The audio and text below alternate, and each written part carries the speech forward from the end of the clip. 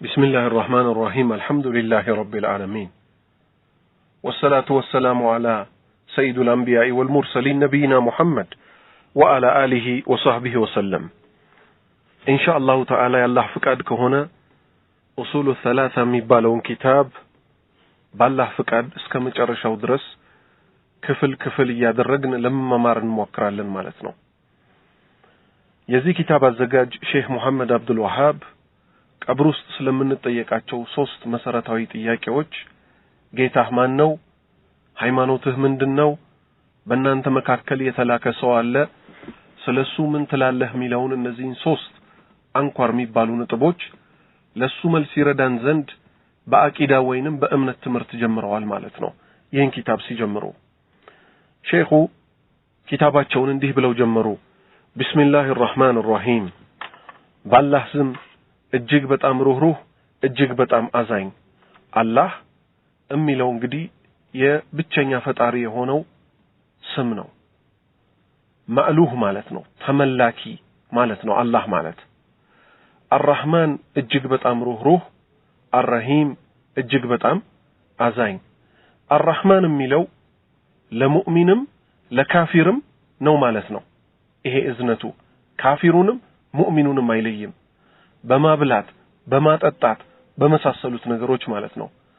አርረሂም እጅግ በጣም አዛኝነቱ ደግሞ ወካነ ቢልሙእሚኒና ረሂማ ለአማኞች እጅግ በጣም አዛኝ ነው። ይሄ አኺራ ላይ አላሁ ሱብሓነሁ ወተዓላ ለአማኞች ያጣቅማቸዋል፣ ይወዳቸዋል፣ ከጀሃነም እሳት ጠብቆ ጀነት ውስጥ ያስገባቸዋል ማለት ነው።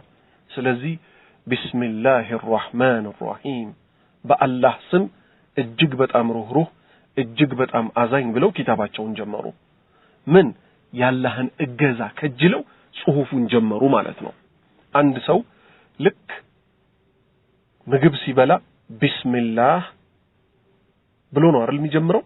በአላህ ስም ልበላ ነው እንደሚለው እዚህ ጋር ደግሞ ኪታብ ሲጽፉ ባላህ ስም እጅግ በጣም አዛኝ እጅግ በጣም ሩህሩህ በሆነው ታግዤ ይህን ኪታቤን እጀምራለሁ። ምን አሉ? እዕለም ረሂመከላህ አላህ ይዘንልህና አንተ ያላህ ባሪያ ሆይ እወቅ አሉ። እወቅ። የሰው ልጅ መጀመሪያ የሚጠበቅበት ከእምነት በፊት ማወቅ ነው። ካወቀ በኋላ ነው ሊያምን የሚችለው። ትክክለኛ ዕውቀትን ካወቀ ወደ ትክክለኛ እምነት ይመራዋል። ትክክለኛ ያልሆነ ዕውቀትን ካወቀ እምነቱ ላይ ችግር ሊገባበት ይችላል ማለት ነው።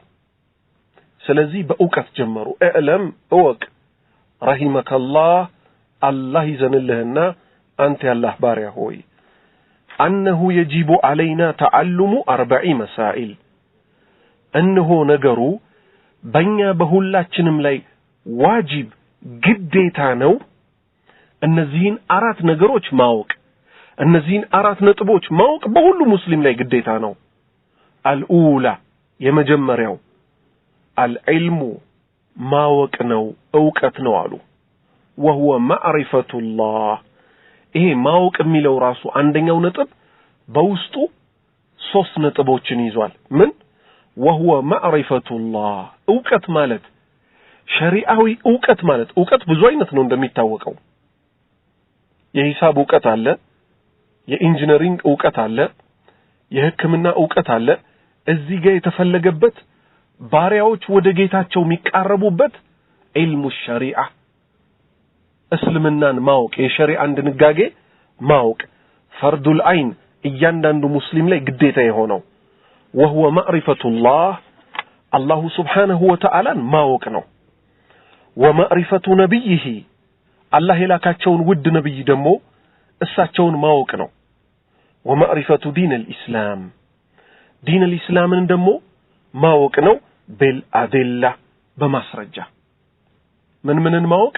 አላህን ማወቅ፣ ነብዩ ሰለላሁ ዐለይሂ ወሰለምን ማወቅ የአላህ መልእክተኛ ስለሆኑ አላሁ Subhanahu Wa Ta'ala ለሳቸው ያወረደ ወህይ እሳቸው ደግሞ ለኛ እያብራሩ እያስረዱ አላህ ምን ብሎ ተጠቀሰው የሳቸውን ጉዳይ من أطاع الرسول فقد أطاع الله መልእክተኛውን የታዘዘ ሰው አላህን እንደታዘዘ ነው።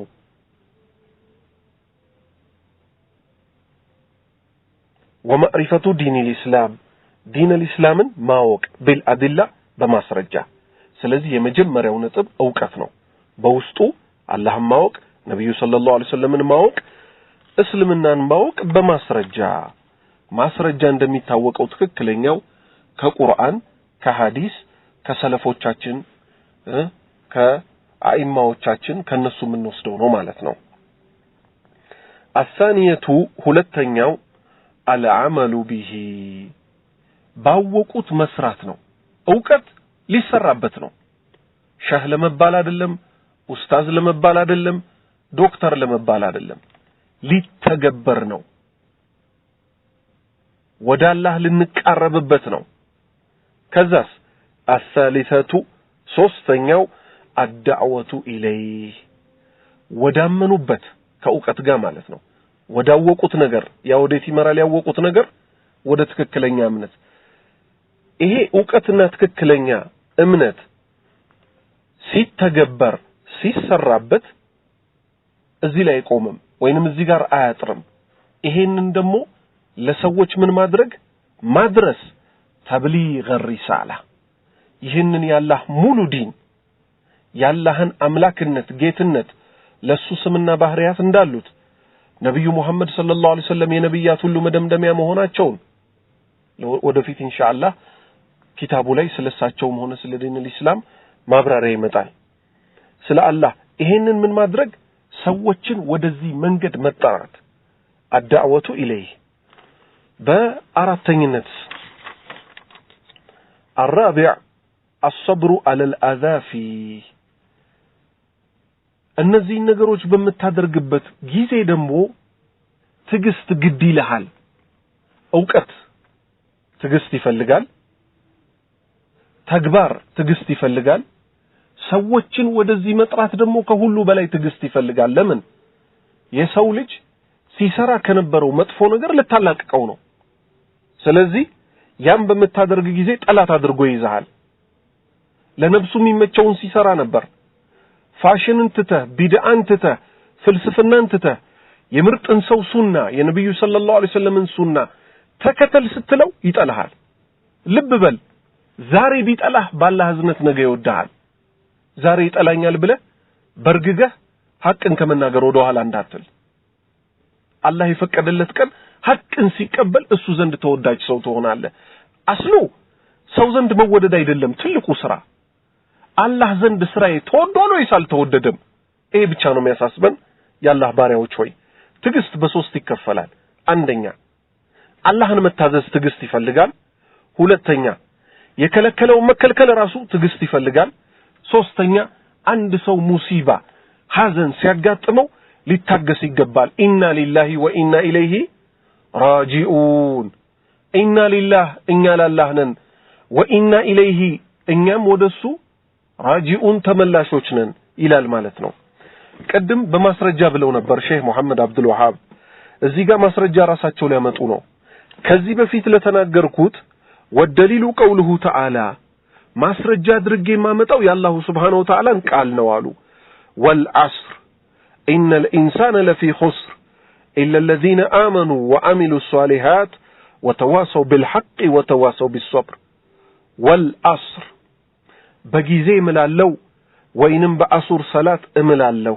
አላህ Subhanahu Wa Ta'ala እሱ በፈለገበት ይምላል እኛ ግን ካላህ ውጭ በማንም በምንም መማል አንችልም ለምሳሌ ሰዎች በዘልማድም ይሁን እንደ እምነት ወስደውት የሚሳሳቱት ስተት አለ ወነቢ ይላሉ ሲምሉ በነብያችን ስም አይማልም ወላሂ ቢላሂ ተላሂ ተብሎ ብቻ ነው የሚማለው ግልጽ ነው ስለዚህ ዋው ባና ታ የመማያ ፊደላት ይባላሉ ወልዐስር በጊዜ ምላለው አለ አላህ Subhanahu Wa Ta'ala ኢነል ኢንሳነ ለፊ ኹስር የሰው ልጆች በጠቅላላ ክስረት ውስጥ ናቸው አለ አላህ ከኪሳራ ይጠብቀን ኢላ الذين آمنوا እነዛ ያመኑት ሲቀሩ አለ ከክስረት የሚወጡት እንግዲህ አንደኛ ያመኑት ናቸው ወአሚሉ الصالحات መልካሞችን ደግሞ የሰሩ አሉ وتواصوا بالحق بحق ላይ አደራ የተባባሉ